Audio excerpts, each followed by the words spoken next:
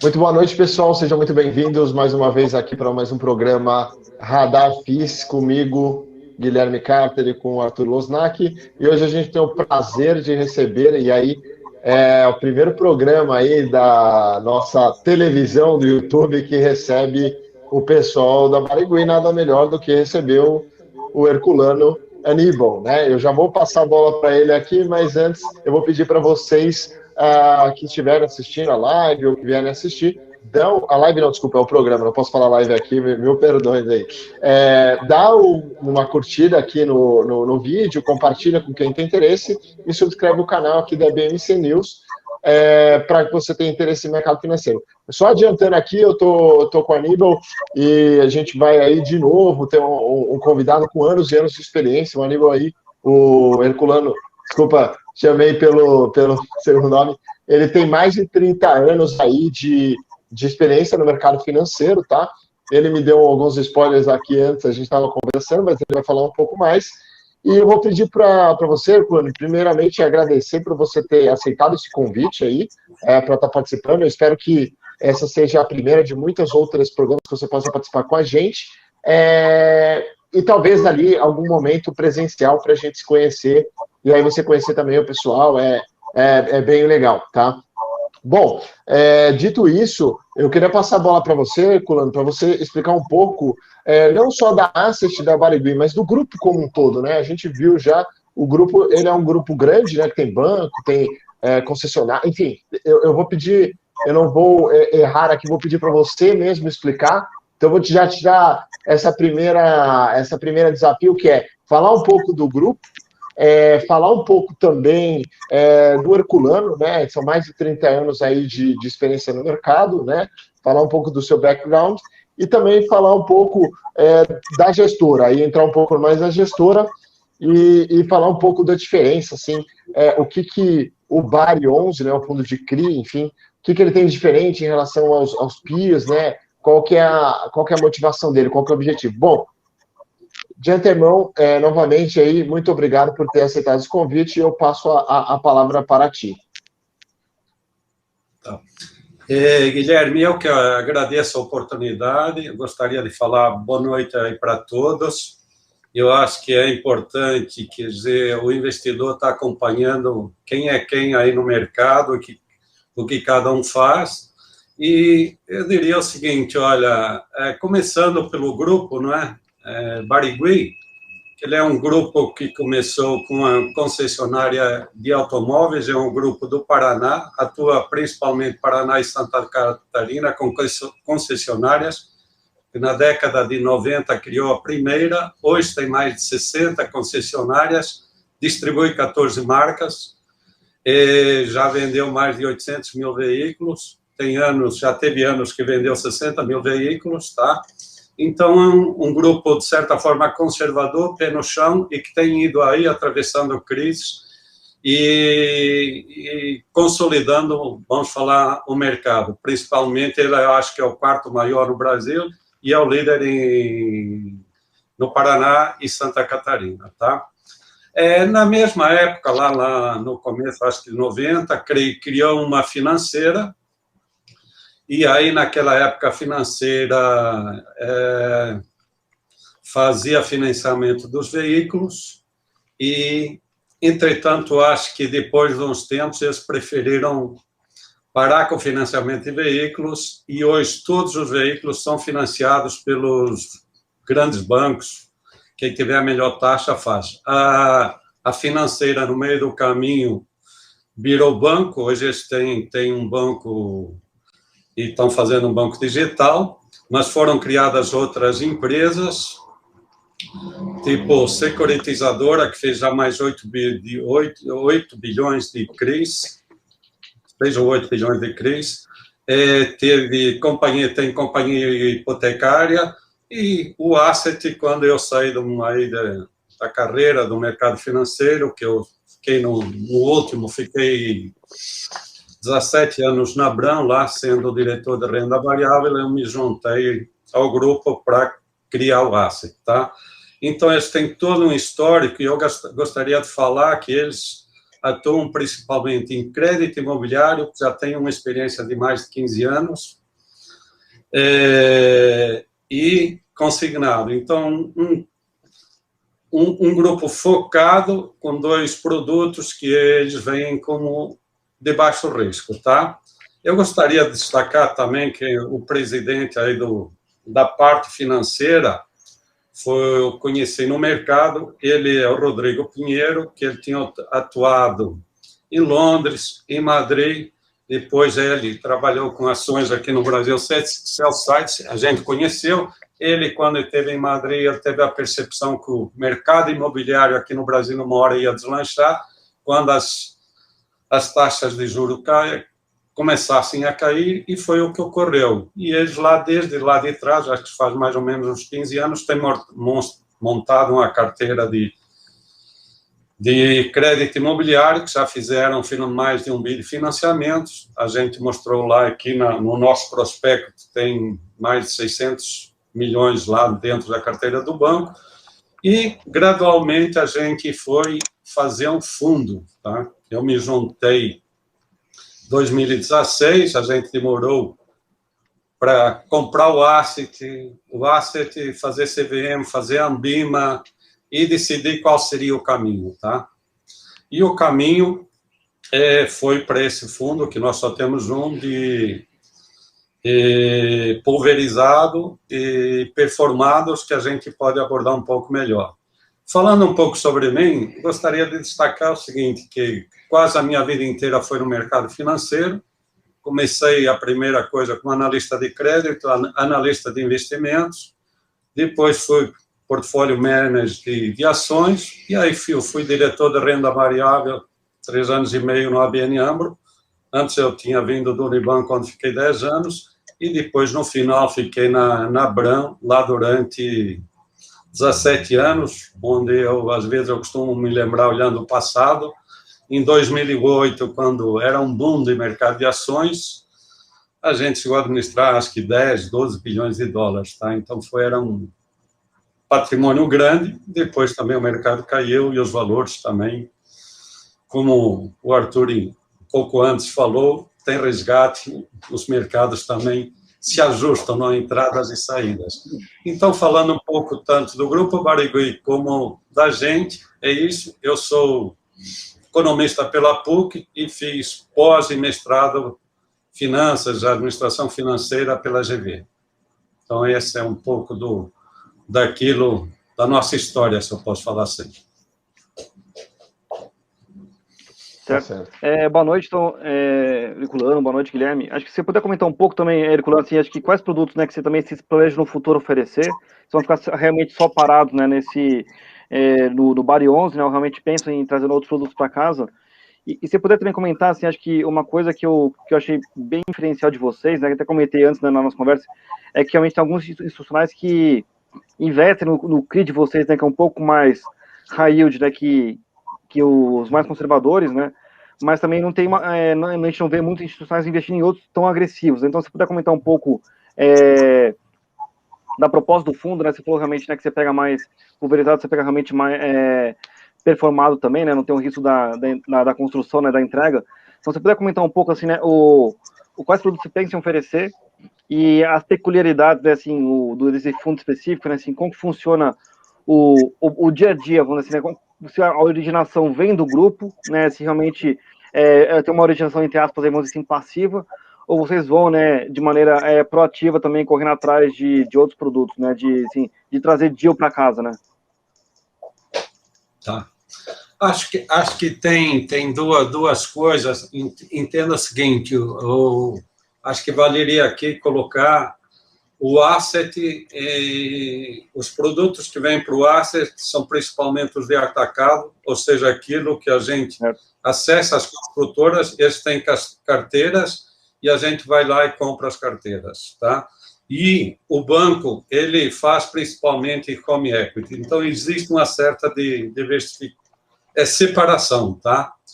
Nós temos um pouco de home equity, foi lá o começo. Fazemos também alguma coisa de home equity, que em algumas praças que o banco atua e alguns tickets que são maiores, onde a gente não quer ter um risco, nem a gente, nem o banco, a gente pega e divide.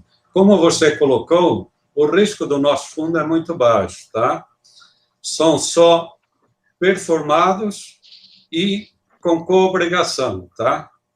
Então, a gente tem limites lá de LTV que a gente segue, senão, enquanto não atingir o limite, se a gente tomar algum, a construtora está sendo responsável, tá? E eu gostaria de destacar que um ponto dentro dessa linha, que é muito, muito importante, a gente viu aí que a pandemia, a inadimplência, no primeiro instante, subir, e depois, no final do ano, quando a gente começou, negociamos alguns contratos, mas ficou evidente para nós que, no final do ano, a inadimplência era uma das menores históricas. Por quê? Porque todo mundo achou que a casa ou o imóvel era um bem, nessa pandemia aqui, era um bem muito importante, tá?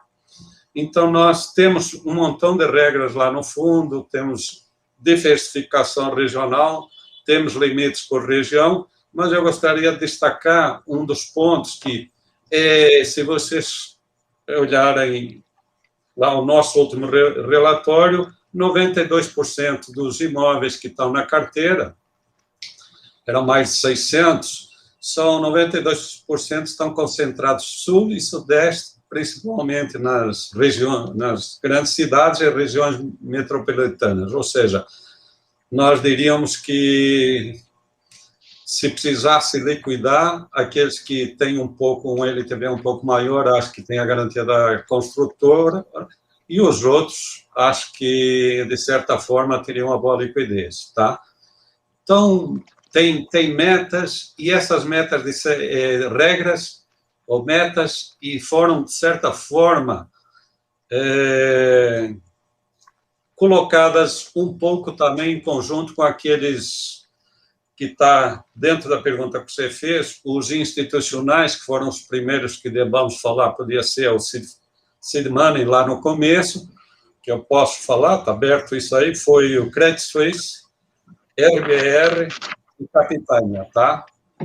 Hoje eu tenho uns outros, tá? Mas esses foram os 3 iniciais, e algumas coisas a gente foi no começo, a gente estava chegando, na medida que a gente ia conversando, foi definindo regras, e hoje o fundo tem lá umas regras que a gente respeita, tá?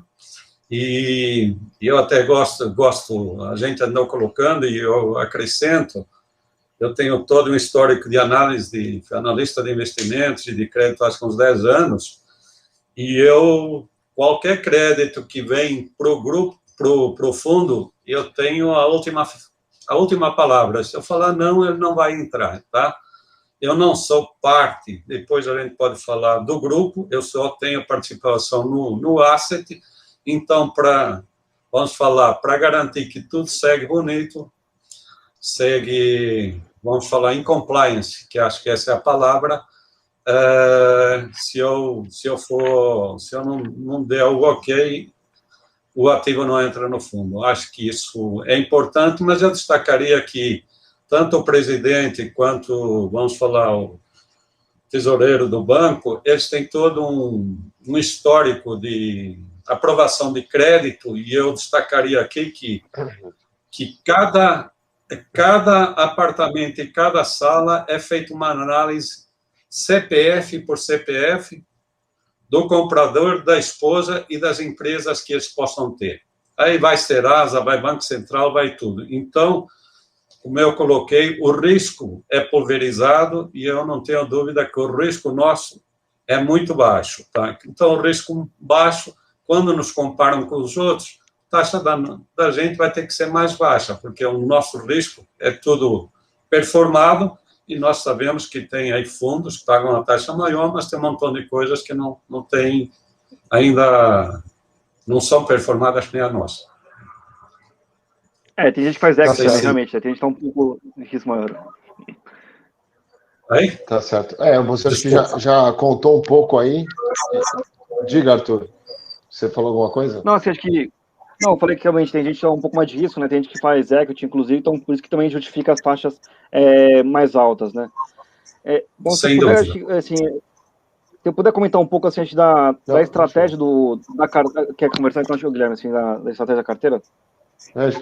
Não, só um comentário, o Herculano já acabou dando um pouco aí do processo, como funciona, né? Para você entender, que eu acho que isso é muito importante, porque tem muito investidor que acha que você selecionar a crise basicamente tem uma árvore lá que tem crise e você vai pegando e é isso aí. E não é, né? Tem um processo longo por trás, tem uma aprovação, e você que também eu também trabalhei com crédito no início da minha carreira, você trabalhou, você sabe muito bem como é que é. Eu até falo assim para o Arthur que é bem mais legal ver equity, né? Você é mais positivista, né? Você, no sentido de ser positivo, do que quando você olha crédito, você é um cara mais tristonho. Mas beleza. Agora, uma coisa que muitos seguidores e alunos nossos cursos perguntam é sobre a indexação, né? E a gente viu que a indexação, assim, dos CRIs da carteira de vocês, né? Se a gente pegar ali e fazer uma pizzazinha de alocação, você não tem ali uma grande parte em GPM, você vai ter também um pouco ali, se não me engano, em PCA, que tem uma porção grande, e CDI, né? E aí eu queria perguntar, qual que é a estratégia de vocês?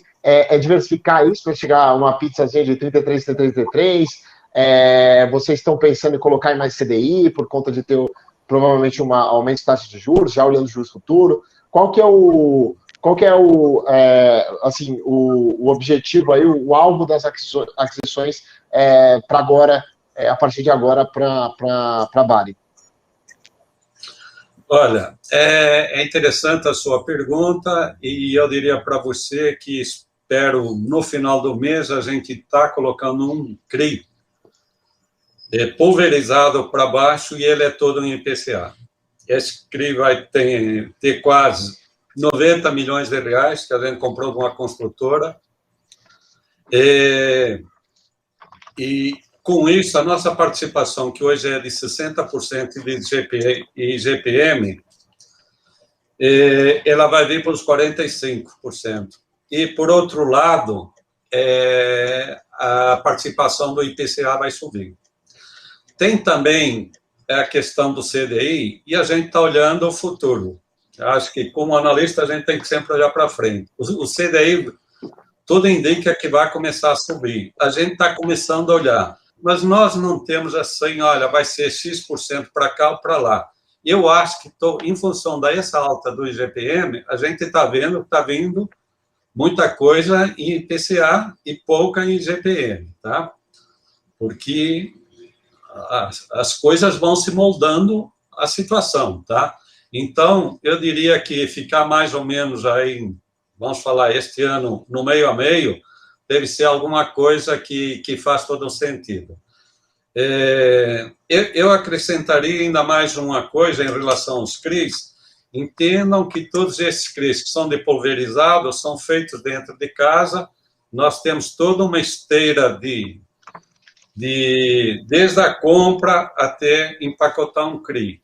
Um CRI inferior a 20 milhões, em função dos custos, para nós não faz muito sentido.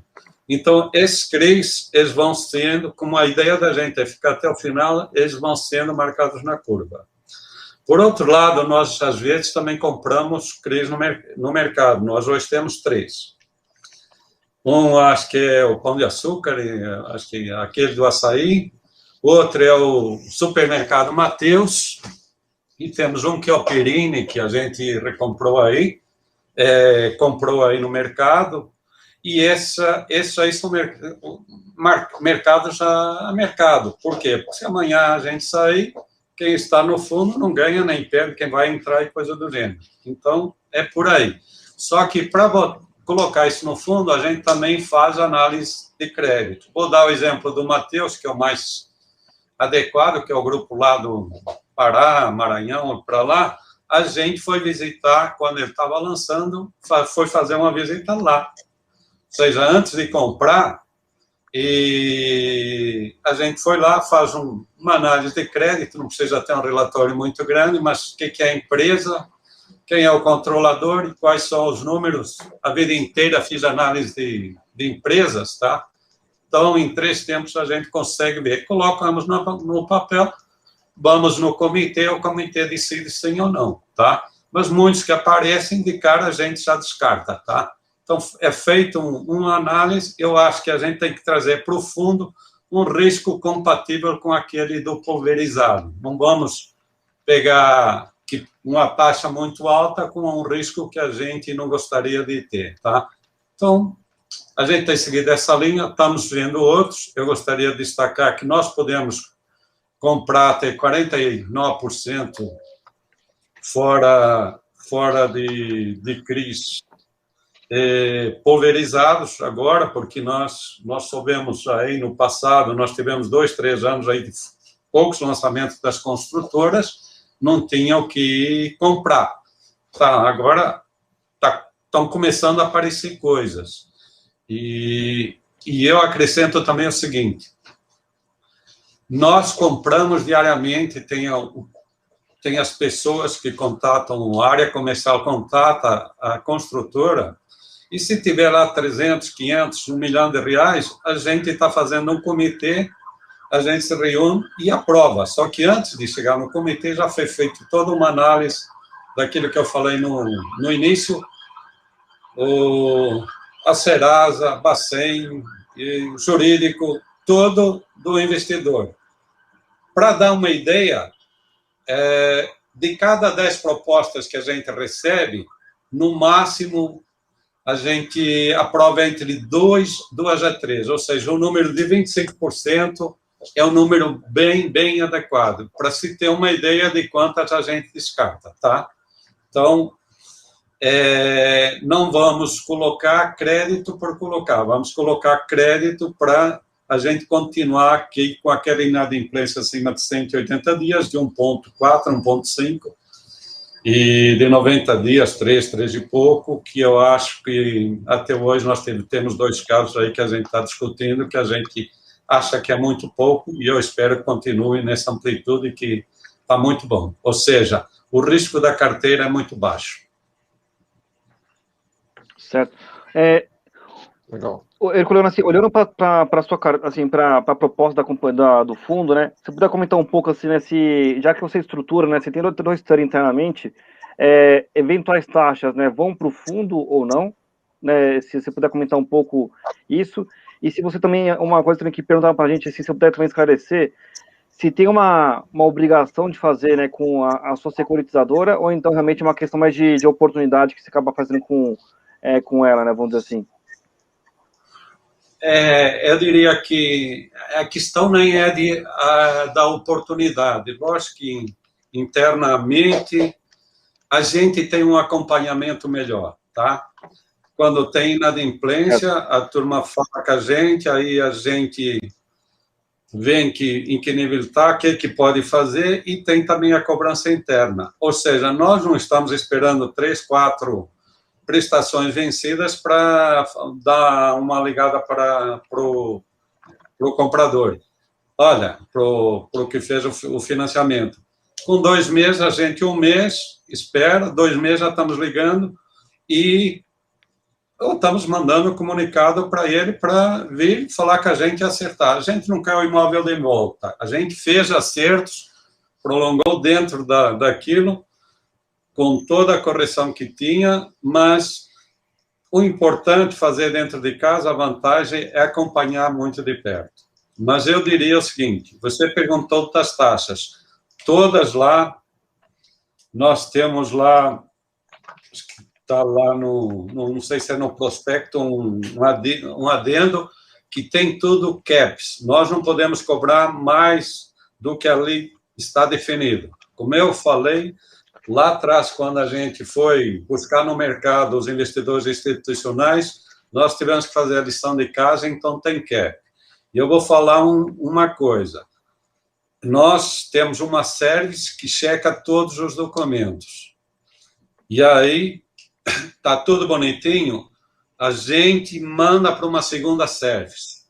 Eles refazem todos e tem o seguinte, se tiver algum que não está 100%, aquele não vai para o fundo, fica no banco ou lá na hipotecária porque algo não foi feito corretamente. Então, a gente podia ficar só com uma, a nossa, ou só com uma externa, a gente tem duas, para ver se está toda a documentação em ordem, está tudo ok, e aí por diante.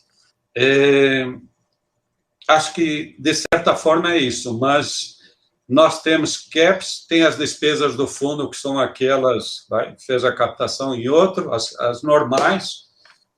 Posso falar, a taxa de administração é 1 e as despesas totais do fundo são 1,32. Agora, você teve a captação, o investidor paga o custo, mas o restante tem uma esteira que é paga antes de chegar. Nós compramos o CRI, a partir da lei, não tem nada que ser pago, é a pagar.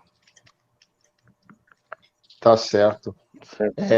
Herculano, tem uma pergunta que ela ia um pouco em linha com a parte de indexação, que uma das pessoas perguntam também, quando a gente fala um pouco nas nossas lives, assim, acaba falando do Bari, o pessoal também que está acompanhando aqui, a gente faz algumas lives, eu e o Losnak lá no Instagram, então quem quiser seguir, busca lá o Losnak ou o Gui Carter, que você vai achar lá.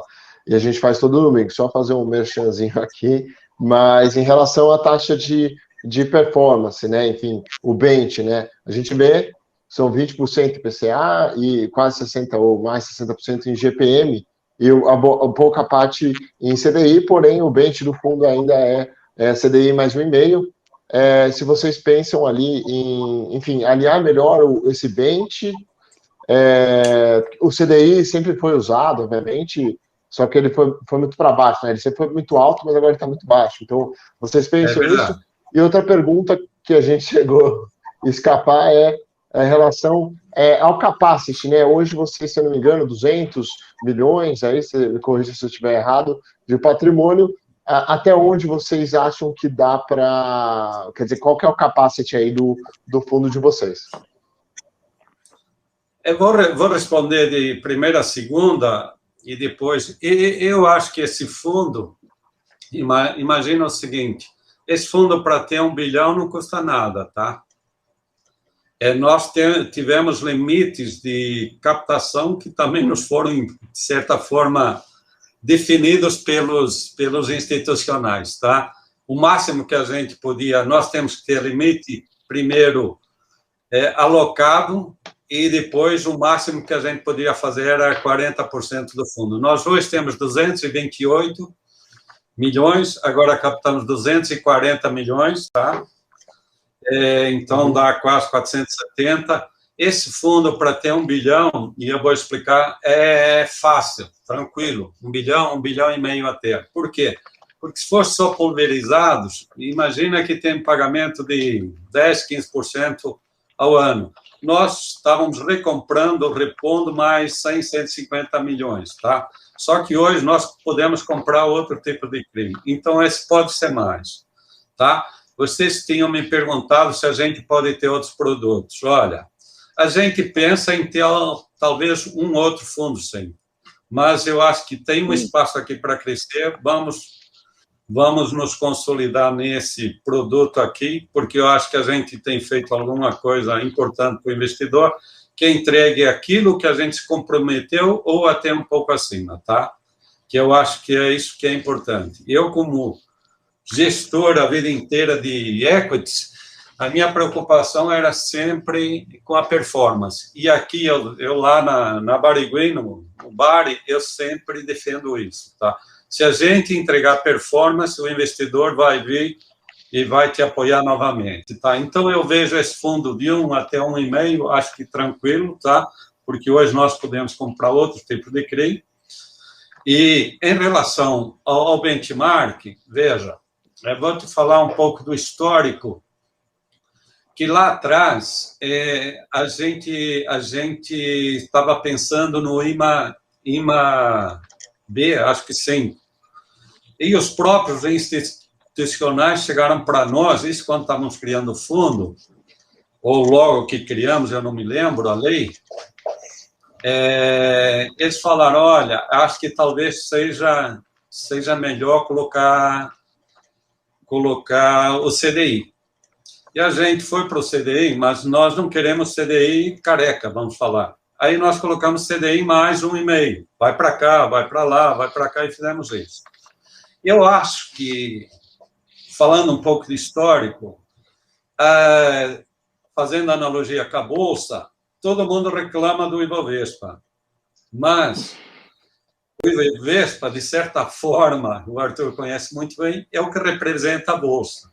Eu acho que o CDI também. Mas eu vou dar um exemplo agora que eu vi uma dessas semanas, que vocês que acompanham devem ter visto, que eu vi um fundo que é de CRIs, com benchmark CDI, ele definiu como é que é.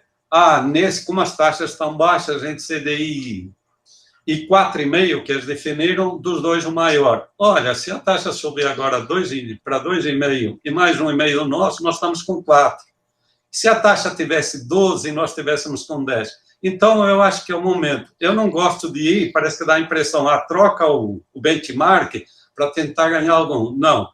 Nós colocamos 1,5.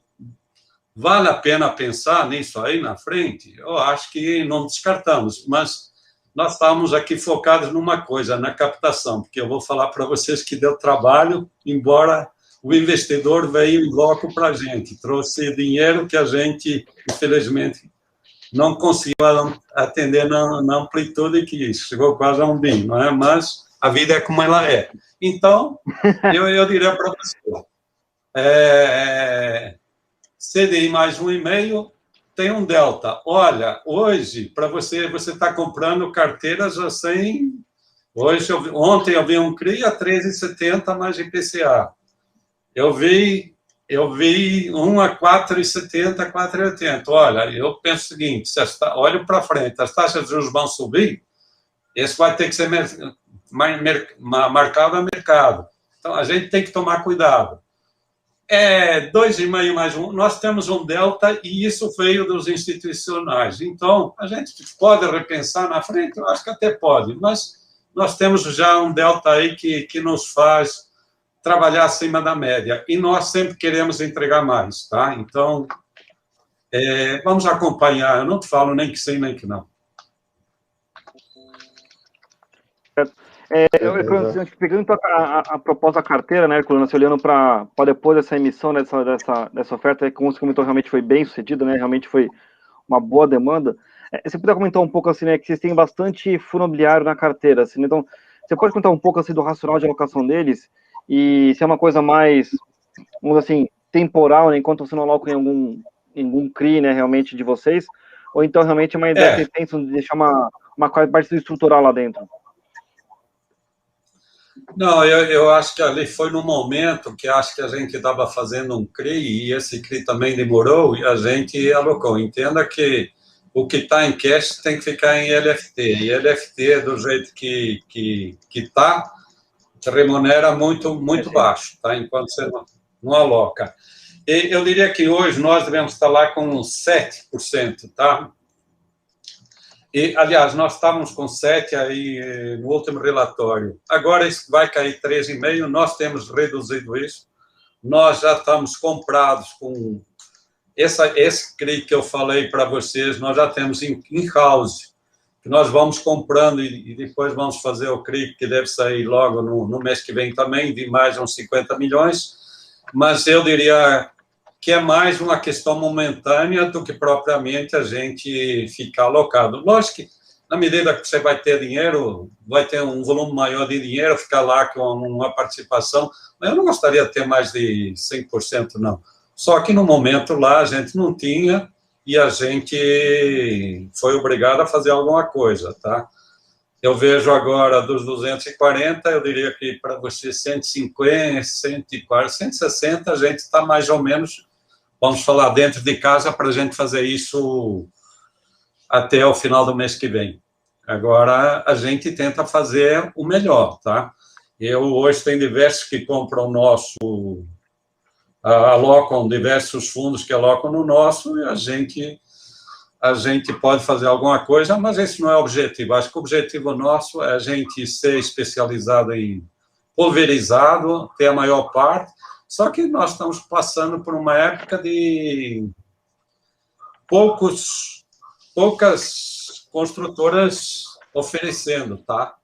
Então, enquanto isso, nós temos que ver outras alternativas, mas diria que para você uns 5% estaria de bom tamanho, até porque se você precisa de liquidez, você vende, vai e compra outra coisa. E te remunera melhor que o caixa, sim. CDI. Tá, mas não gostaria de ficar com isso, muito, muito grande, não. Mas sempre pode ter um pouco, sim. Certo. E acho que só para comentar também um pouco assim nessa questão de corporativo, né, que você comprou realmente, quando falou do Açaí, né, e também do Matheus, a ideia é ter uma partezinha realmente oportunística, ou realmente você pensa em ter, entre aspas, vamos dizer assim, né, virtualmente, sei lá, 80%, 90% do fundo mais empolverizado mesmo? Olha, a grande maioria seria pulverizado. Agora, esses outros aí, eu acho que tem que ser um bom risco e estando com dinheiro, a gente pode alocar uma parte. Acho que isso nos permite fazer melhor do que fizemos no passado, não ficar muito tempo com dinheiro sem ser alocado. Então, a gente estuda, mas eu vou te falar, vão ter que ser empresas de bom risco. Para a gente botar qualquer uma, isso aí a gente não vai fazer, tá? Porque na minha vida inteira também participei muito em comitê de crédito, nunca tive atraso, default não. Agora não preciso isso também, tá? Mas vai ter. Não vai ter. Olha, de minha parte, só que qualquer empresa quebra. Entre nós, o investidor tem que saber isso. Nós nunca tivemos. E vocês veem, apareceram mil e uma coisa na nossa frente, a gente manter. Eu diria que também tivemos um pouco de sorte na pandemia, ter comprado empresas que continuaram aí, que estão bem, faturando, e que muitas aí sofreram, tá? Vou dar o exemplo, shoppings, coisa do gênero, que todo mundo sabe. Mas a gente quer coisa... Para quê? Para ter um fundo, como eu falei, no pulverizado o risco é muito baixo e nas outras também não podemos agregar muito risco. Então, performance talvez seja um pouco menor, mas o risco vai ser bom. Certo. Bom, quer falar alguma coisa, Losnak? Eu posso...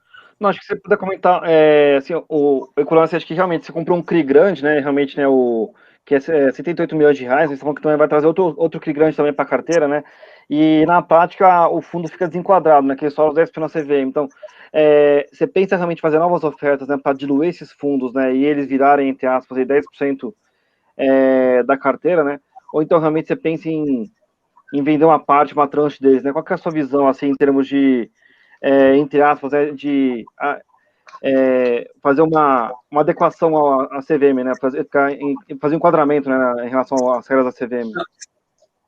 Eu não sei onde que você falou que a gente fica desenquadrado, porque esse que nós vamos colocar é fundo pulverizado. Não sei, é um CRI. Você faz tranchado, não? Não, porque é o máximo 10% que pode botar em cada ativo, né? No fundo. Em 10%? Não, mas isso, tem o máximo de 10%. Não, mas não.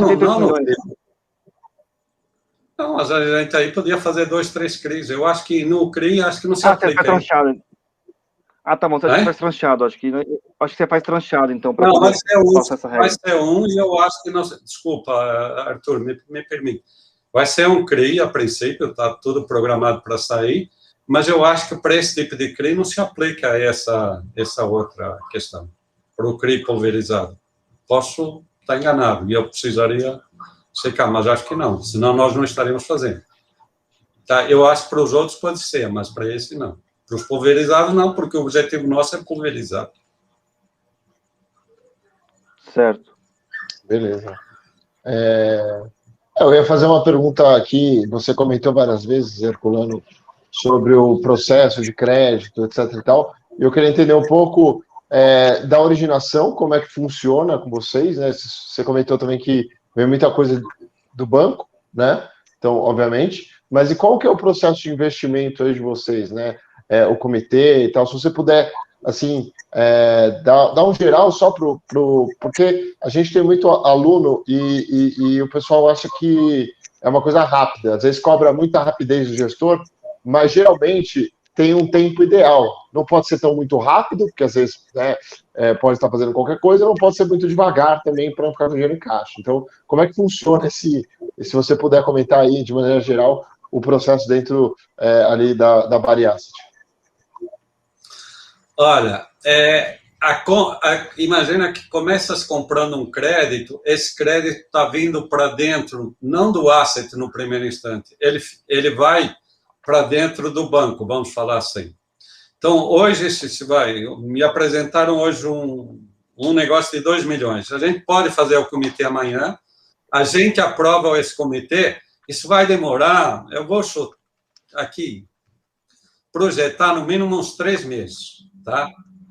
Primeiro, nós temos que juntar 20 milhões, nós não temos crise inferior a 20 milhões. Por quê? Porque o custo te consome. Então, para juntar, nós estamos comprando, se não comprarmos uma carteira, se comprarmos, vamos falar, picadinho, não é?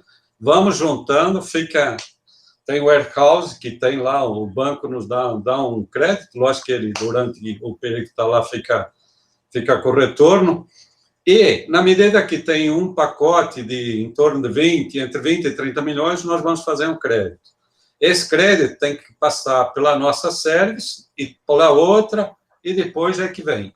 Mas, para aprovar cada crédito, tem um pré-requisito antes. Uma hoje é buscar o crédito na construtora. Outra é fazer todo um processo onde a gente vai analisar, como eu coloquei no início, o CPF a CPF. Então, ali é colocado, tem todo um modelo de crédito que foi desenvolvido tem um credit score lá também, nos últimos 15 anos, onde tem tudo o que você imagina. Quando ele comprou, como é que ele pagou os últimos 20, 30, 50 meses, quantos foram os atrasos, é tudo olhado. É o CPF do comprador, da esposa e de todas as empresas, é o Bacen, é Serasa. Então, isso, imagina que nós agora estamos comprando 400 créditos, só para preparar todos esses, ver, e fazemos uma checagem, e aí a gente vai aprovar um por um. Então, eu acho que desde da compra do crédito até ele vir para o fundo, 3 meses, e aí tem todo o registro nos cartórios e coisa do gênero, demora, tá? 3, eu seria até otimista, eu acho que é para mais, tá? Então, não pense que é um negócio que, olha, vai lá, empacota e entrega. Não. Entenda o seguinte, a alienação fiduciária fica lá no fundo, tá? É a garantia do que a gente tem, tá? Fora a obrigação da construtora, como eu coloquei no início. Entendi. Você pode contar um pouco sobre a política de dividendos que vocês fazem, assim, porque realmente vocês constituem reserva alguns meses, vocês reduzem um pouco a reserva durante os outros meses também. Você puder comentar um pouco, assim, como funciona a cabeça de vocês para distribuir dividendo para o cotista, né, assim, durante o longo do ano, né, vamos dizer assim? Sim, eu acho que o dividendo, salvo talvez lá na pandemia, que a gente não sabia em abril, maio, que a gente não sabia como é que ia ficar, se ia ter uma inadimplência muito grande, se o pessoal ia pagar, se não. Ali a gente deu uma pequena segurada, vou te falar. Mas o objetivo é distribuir tudo para o cotista, salvo deixar um pouco de reserva, e no final do ano vamos distribuir, ou do semestre, vamos distribuir os 95%. A gente não tem, assim, uma política de deixar nada... Linearização, vamos dizer assim. Não. E no final do semestre, os 95% têm que ser distribuídos. O que eu gostaria de fazer, e que fosse, infelizmente não é bem assim, é equalização do dividendo, tá? Mas nem sempre a gente pode, e não dá, porque tem que distribuir os 95%. Eu gostaria que...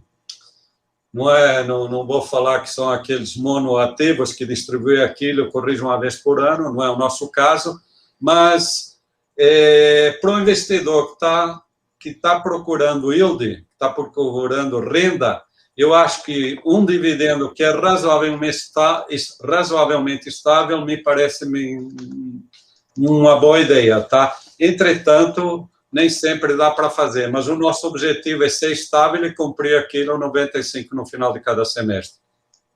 Isso aí, eu gostaria que fosse assim. Tá, e olhando para 2021, Herculano, assim, você comentou, né, que em 2020 você realmente renegociou com alguns devedores, né, para realmente ver a situação deles, né? Você já conseguiu ver alguma coisa já em 2021 ou ainda não teve nada impactando vocês, assim, em termos de demanda, né, para realmente não pagar alguma parcela ou outra, assim, realmente ter uma negociação um pouco mais para frente? Se puder também comentar se o teu devedor também, ele aceitou, né, vamos dizer assim, entre aspas, né, sem grandes problemas, o reajuste, né, da inflação, também acho que foi uma coisa que te ouvi, né, de outros, de outros fundos imobiliários também, com esse desafio também, né, de passar a inflação. Então, o empreendedor não passou a inflação para a ponta final, mas ele assumiu aquela inflação para ele, então ele conseguiu pagar o CRI sem grandes problemas. Então, se você puder comentar um pouco, acho que dessa dor de barriga que a gente viu, né, principalmente no finalzinho do ano, né, com o IGPM, né, e agora, né, realmente, agora esse começo de ano agora de 2021, que a gente está um pouco, a gente entrou de novo no lockdown, né, então se você puder comentar um pouco se tem algum sinal de vocês já nessa direção, ou até agora realmente está tudo sem grandes dores, né, vamos dizer assim. Tá. Como eu já comentei, no final do ano passado nós tivemos talvez a inadimplência mais baixa, a inadimplência histórica mais baixa. Eu diria para você, recentemente não chegou nenhum caso assim para a gente. Como você colocou, nós conseguimos, ou de um jeito ou de outro, toda a correção, nós não deixamos de fazer acerto, mas tudo que estava no contrato foi estendido para cá ou para lá, foi feito um acerto, mas não deixamos de cobrar nada. Então, foi tudo cobrado, tá? Eu diria o seguinte, historicamente, janeiro e fevereiro, e a gente vê sempre que a inadimplência sobe um pouquinho, mas até agora nós não tivemos nada demais, até porque, como eu falei, o imóvel é muito importante para as pessoas nessa época. Pode ser com essa onda que está vindo, a gente possa ter alguns casos sim, mas o objetivo nosso é, à medida que apareça, a gente chegar, conversar e ver se temos uma solução. Mas, recentemente, não teve nada demais. Não temos, são muito poucos os casos, não temos nada demais. E alguns que temos, nós temos garantia da construtora, então, sem nada. Só quero falar, mais uma vez, que o risco bem controlado, não temos problema nenhum.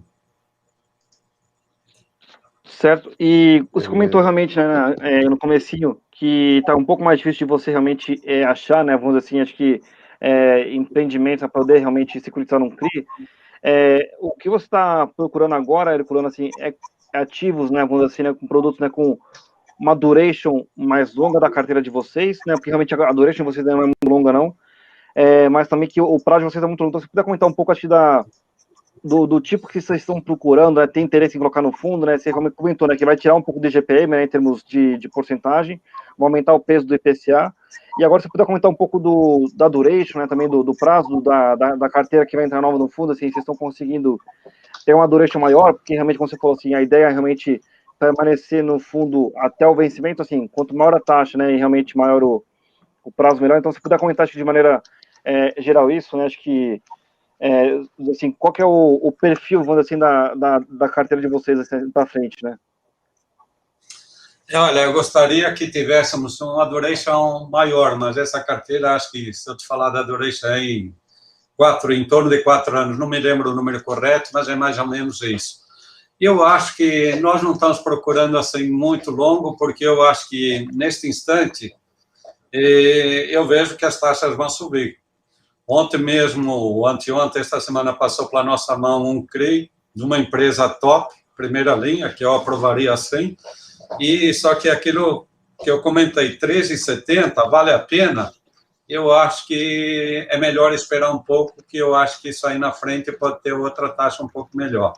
Mas não, alongar muito nesses outros CRIs, eu acho que, como eu coloquei, tem que ser um risco muito bom. Agora, carteiras pulverizadas, em função de ser um risco que a gente conhece, um risco baixo, se a gente tivesse longo, sim, mas desde que atenda aquele negócio.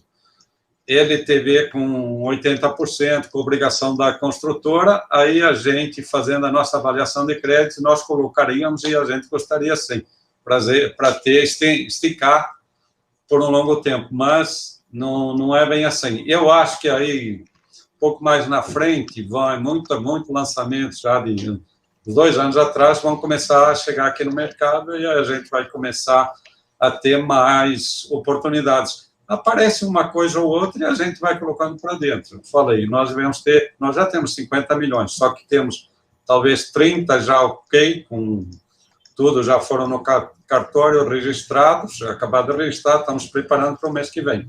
Agora os outros, como falei, os 4 meses, eu não sei se nunca me dei conta do prazo, mas eu vou até me inteirar melhor desse prazo aí, mas demora.